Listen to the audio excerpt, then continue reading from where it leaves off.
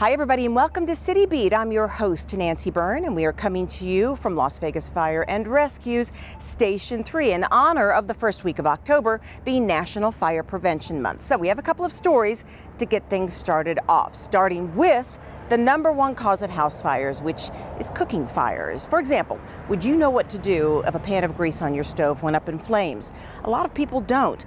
Las Vegas Fire and Rescue gave us an eye-opening demonstration of how sometimes trying to put out the fire can make things worse, can make things deadly.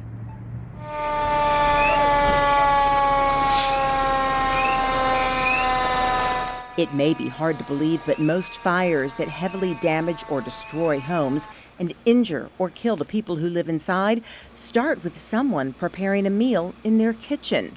Melanie Denon is with Las Vegas Fire and Rescue, and she tells us cooking fires are the #1 cause of house fires. So you put something on the stove, you put something in the oven, cooking with grease, animal fat, and you walk away from it. They get extremely overheated, and that's when they catch on fire. Las Vegas Fire and Rescue did a demonstration for us at their fire training center to show us just how quickly a fire can grow if quick, calm actions are not taken, starting with trying to move a burning pan. You never ever want to put water on it. You never want to pick up the pan and try and take it to the sink. A lot of people do that, and in doing so, they'll actually spill the grease, the grease that's on fire. They'll spill it on themselves and burn themselves, or they splash it onto the surrounding area and it catches the walls, the cabinets, draperies, all of that on fire and makes it spread. One of the most common mistakes is thinking you can douse it with water. As you can see, water is like gasoline to a grease fire. It makes it flare up, but then it also disperses and spreads the grease also. Grease and water do not go together at all. And while a fire extinguisher may seem like the best alternative, that too can spell trouble. Make sure your extinguisher is rated for grease. A regular ABC extinguisher is not rated for grease. So there are K-factor extinguishers. You can get them for your home. It's the same thing they use in a kitchen, a commercial kitchen. Regular extinguishers will not work on grease. It'll actually spread it. So you may be asking, if not water, if not an extinguisher, how exactly do you put out a pan fire? The proper way to extinguish a grease fire is to smother it. So you take a lid to the pan or the skillet and you put the lid on top of it. You don't want to put the lid from the side. You want to use it as a shield in front of you and then place it on top and wait for it to smother itself out. Always call 911 just so that way firefighters can come and make sure that it's out completely. Keep in mind, most of us don't have firefighters in full gear in our kitchens standing by to smolder the flames. So if it is already growing large, even that method can be extremely dangerous. If the fire seems too large to handle, get out and call 911. Your home can be replaced. You can't. These can be deadly. We have had one person in our valley die from a cooking fire from her burns. And so we have hundreds of burns every year that are treated here at the burn unit, and the majority of them are cooking fires. We're going to stay on this cooking theme just a little bit longer. Look, it's no secret that as we all get a little bit older, sometimes we can get a little careless, even those who are very proficient in the kitchen. So a few more reminders on how you can stay safe when preparing meals for yourself and your loved ones, no matter what your age is. Even if you are the most experienced chef or cook, as we get older, we face our own unique set of hazards when it comes to simply preparing a meal. Anybody over the age of 65 is twice as likely to die from a burn, and anybody over the age of 80 is 4 times as likely to die from a burn.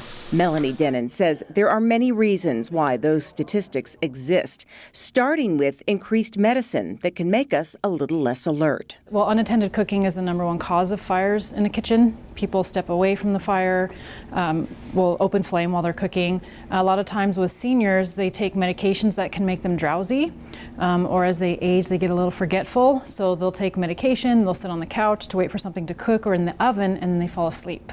Without working smoke detectors, a small kitchen fire can grow quickly. Also, our skin becomes more sensitive with age.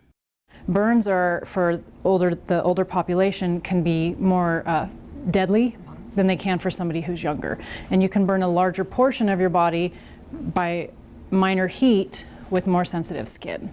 If you do happen to burn yourself, make sure you put it under cool water, not ice water. You just cold water under the tap.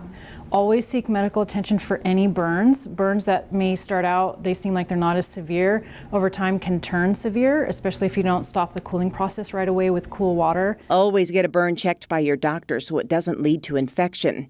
There are other habits first responders see that are good for people of any age to break.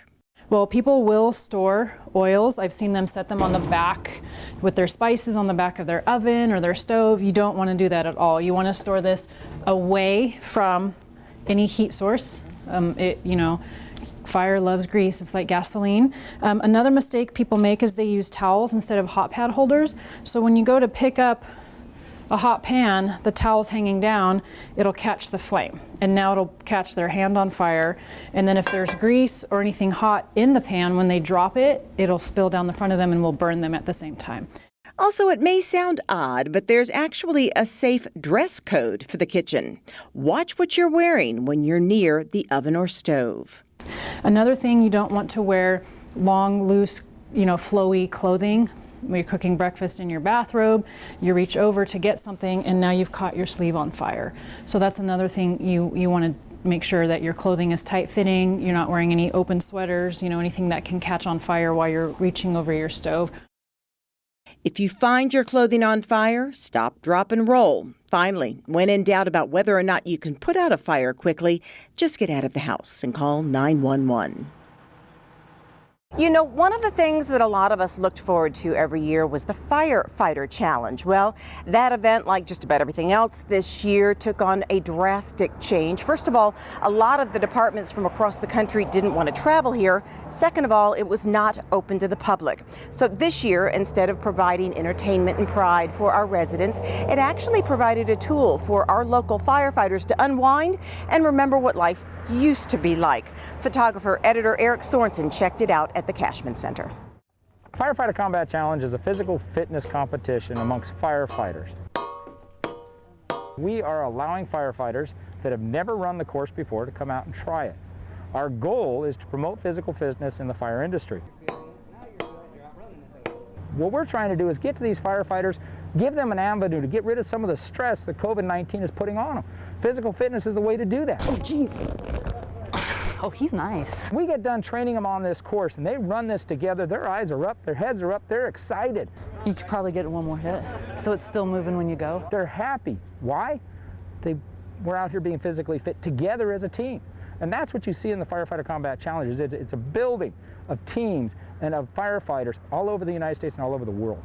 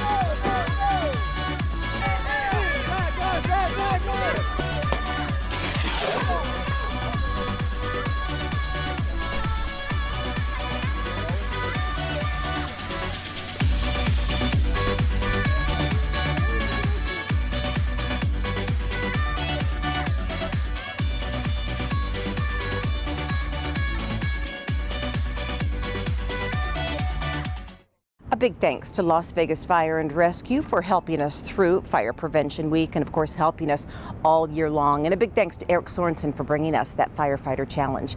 We're going to take a quick break, and when we come back, we'll take you to the lighting of an iconic sign at the Boneyard and talk about its significance. But first, as we've been saying just about all year long, 2020 will go down in history as the year we've learned to handle events in a whole different way. The October 1st Remembrance Ceremony is no different. Every year, hundreds of people gather in the Healing Garden to remember the people killed in 2017 at the Harvest Festival. Well, this year, due to the governor's directives, we have to limit that to 50 people. But this is such an important ceremony to our community. We're still going to bring it to you, but just in a different way. To make sure family of the victims have their place in the garden, the ceremony will be confined mostly to them. But we will air it live here on Channel 2, and we will live stream it as well on kclv.tv/live and on the city's Facebook and Twitter platforms that night at 10:05 p.m. Then we will re-air it at the following days and times. This is just our way of trying to let as many people as possible join in the remembrance while still making sure family members of those lost that night can be present. We'll be right back.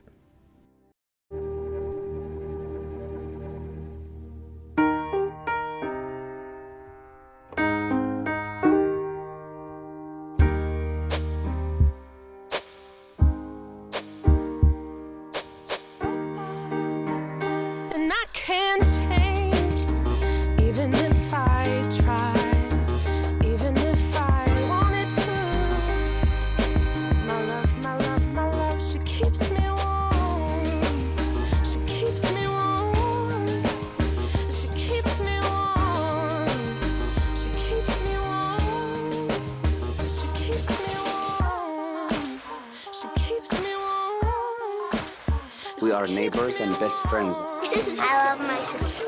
My heart doesn't see race. Love is love. Our family is no less than any other family.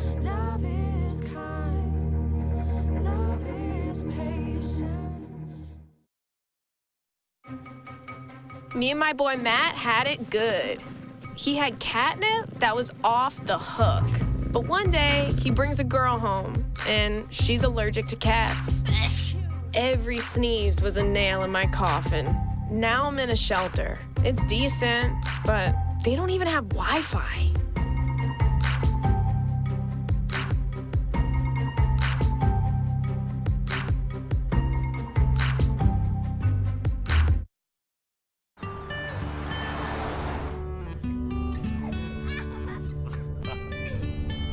They say that when you're facing extreme danger, your life flashes before you.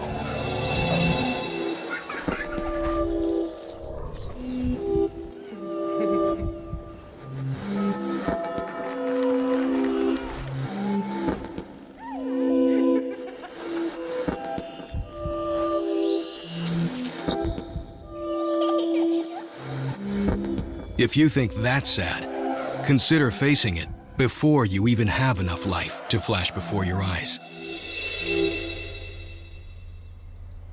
Car crashes are a leading killer of children 1 to 13. Deaths and injuries can be prevented by using the right car seat. Visit safercar.gov/the-right-seat to know what is appropriate for each age and size.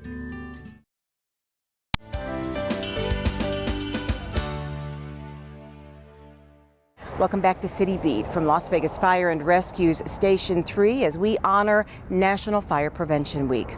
You know, there have been a lot of exciting events out at the Boneyard at the Neon Museum, but recently there was a sign relighting that carried special significance. We take you to the relighting of the Moulin Rouge.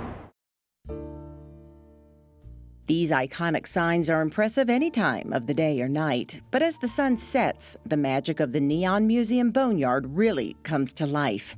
And on this September evening, there would be one more shining memory coming to life, the sign that lit up the sky above the Moulin Rouge, the first integrated hotel casino in Las Vegas, which opened in May of 1955. All who were here for the lighting ceremony spoke of the importance of remembering its history. We are the guardians of this sign.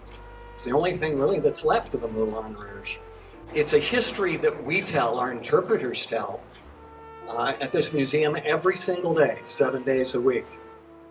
Since 2012, more than 1.2 million people have heard the story of the Moulin Rouge and the ending of segregation in southern Nevada.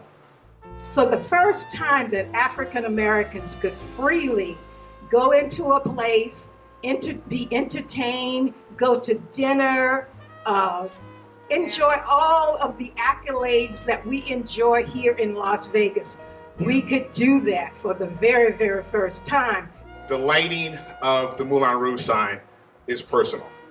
It was great when we lit the Hard Rock sign. It was great when we lit the La Concha sign. It all has significant meaning to the city of Las Vegas. But this has a very special meaning for us and for those that I represent in my community.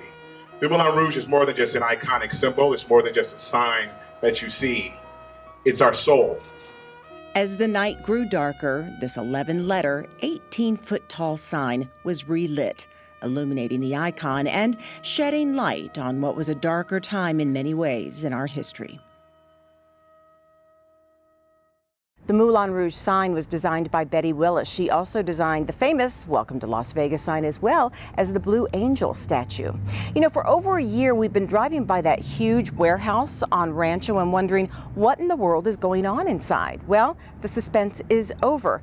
Area 15 is now open, and as the people who had a hand in developing it will tell you, inside is out of this world.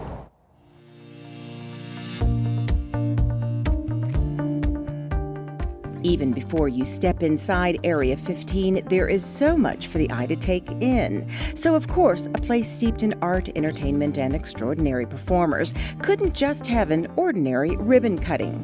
CEO and Chief Creative Officers Winston Fisher and Michael Beneville did the honors. The venue is described as the world's first purpose-built art and experiential entertainment complex. And once inside, you can see exactly what that means. The art, the design, the groundbreaking technology, interactive installations, bars, and eateries, well, they're amazing. And to think this is just phase one of the venue. More is yet to come. Area 15 was actually supposed to open back in February, but thanks to COVID-19, it was delayed. It is so worth the trip. It's located at 3215 South Rancho. Their regular hours are 4 to 10, 7 days a week. We're going to take another break, and when we return, we're going to talk about COVID testing and why it is so important to getting our world back to normal.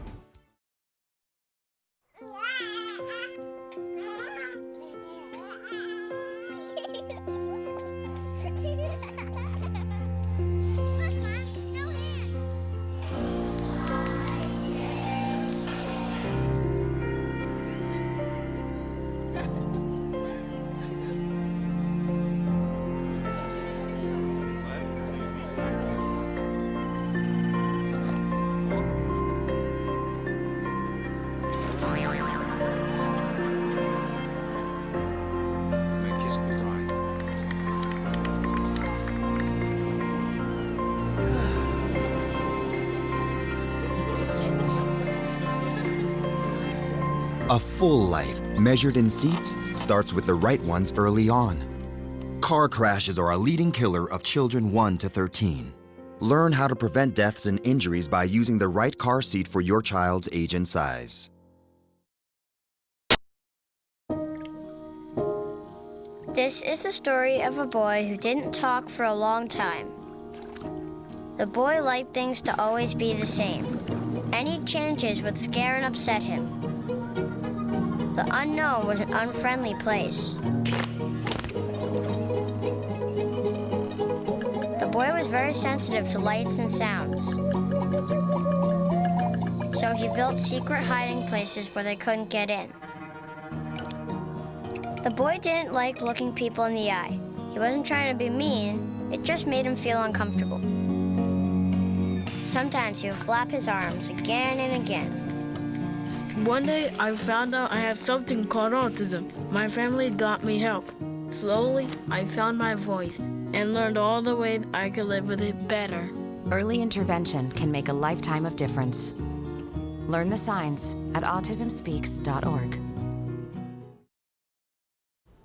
Everywhere that we go, he makes people laugh and makes people smile, and I feel like I have that quality. He's the one who always takes me fishing. I watch golf with him. And I watch him cook, because when I grow up, I want to be a cook too. We have the same faces like this. Dad is the one, when you fall, that picks you up. That unconditional sense of presence and reassurance is really what makes him my father.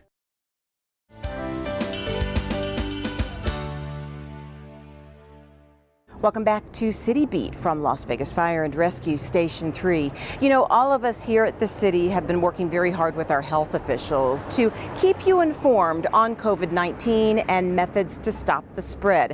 One of the tools we have used, thanks to our social media team, are chats with people in the community on many of our social media platforms and right here on City Beat. I recently had the chance to talk to a couple of people on the front lines on why testing is so important.